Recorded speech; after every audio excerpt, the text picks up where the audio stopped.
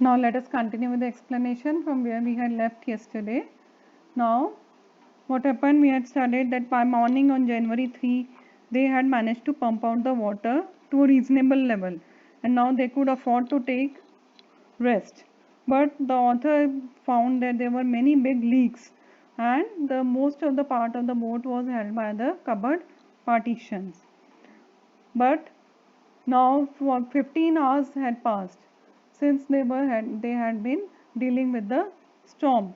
Now they knew that now the boat was in such a condition that they couldn't reach to Australia. And after checking the charts, he calculated that the nearest island where they could land was Isle Amsterdam, which was a French scientific base. Our only hope was to reach these pinpricks in the vast ocean. Pinpricks means उसने सोचा कि आसपास हम अपने आप को जब भी बचा सकते हैं अगर हम आसपास कोई छोटे मोटे आइलैंड पे पहुंच जाएं. But unless the wind and seas abated, so we could hoist sail, our chances could be slim indeed. वो बोला कि जब तक लहरें नीचे नहीं हो जाती थी, जब तक हवा की स्पीड कम नहीं हो जाती तो उनके चांसेस बहुत कम थे कि वो उस आइलैंड तक भी पहुंच पाते.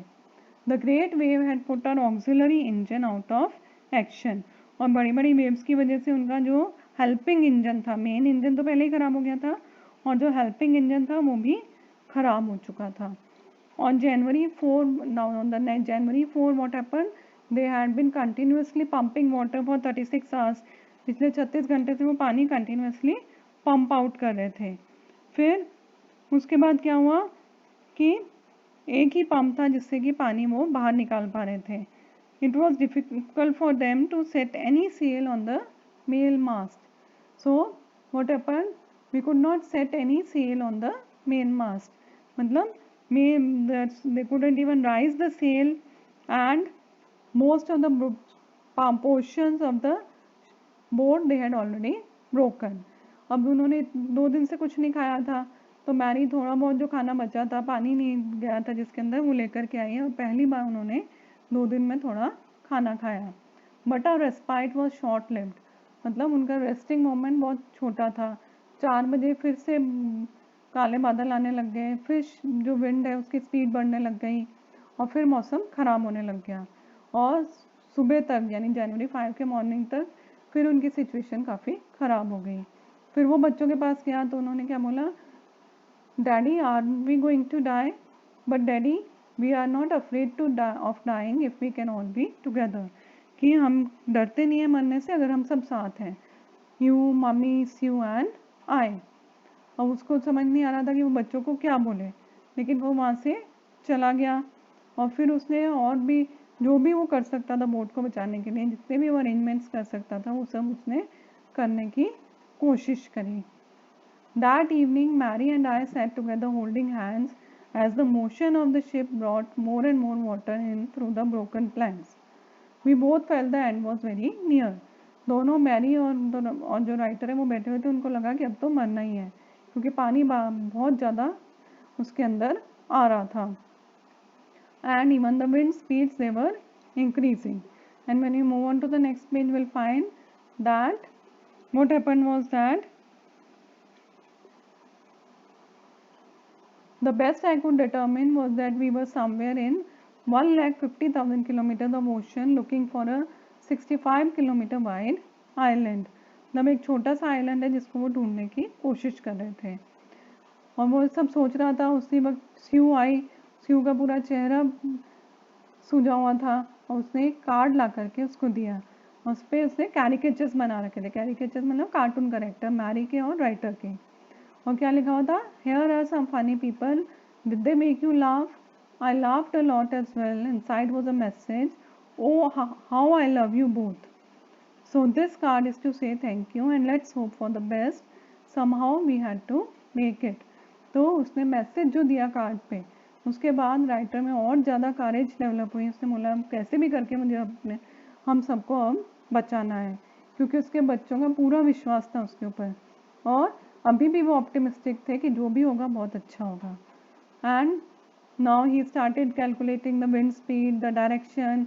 फिर ऑलमोस्ट 2 बजे के करीब क्या हुआ, उसने लैरी को बोला कि अब तुम आओ स्टीयरिंग व्हील पे उसने बोला कि अगर हम लकी हुए, अगर हमारी किस्मत अच्छी हुई तो हम 5 बजे तक आइलैंड पे पहुंच जाएंगे।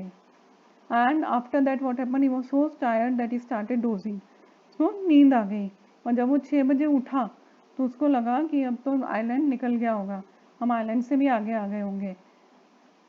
तो उसी वक्त जोनाथन जो था उसका बेटा वो आया और स्यू उसके साथ उसको बोले कि हम आपको हग करना चाहते हैं, we want to give you a nice hug. And then he asked, what, why you want to do so? Because they said, because you are the best daddy in the world and the best captain. और ये सब उन्होंने क्यों बोला था? क्योंकि वो finally island पे पहुंच गए थे। And the island was there in front of them. And I rushed on deck and gazed with relief at the stark outline of Isle Amsterdam. It was only a bleak piece of volcanic rock with little vegetation, the most beautiful island in the world. उसके लिए क्यों दुनिया का सबसे सुंदर island था? क्योंकि वहीं पर उनका वो अपनी लाइफ बचा पाए थे। अगर वो आइलैंड उनको नहीं मिलता, they would have died. Then they anchored the ship. उन्होंने आइलैंड पे उसको बांध दिया बोट को और फिर ऊपर गए and they were offshore on the island, and with land under my feet again my thoughts were full of Larry and Herbie. उसको उन दोनों हेल्पर्स का याद आया, cheerful and optimistic under the direst stress, जो पूरे इतनी बुरी कंडीशन में भी वो बिल्कुल उन्होंने कभी भी अपना हिम्मत नहीं खोई. They were always cheerful and they were always thinking for the best. And of Mary who stayed at the wheel for all those crucial hours. Mary के बारे में सोचा जिसने स्टीयरिंग करी, who had steered the wheel for the first time. Then the 7-year-old girl, Sue, then Jonathan, both of them who were having the injuries, and even what happened was that the injuries that Sue had got, she had to have 6 minor operations later on in order to remove the blood clot. And still both the children, they were not afraid to die. So with this we come to the end of the chapter. Tomorrow we shall be discussing the question answers.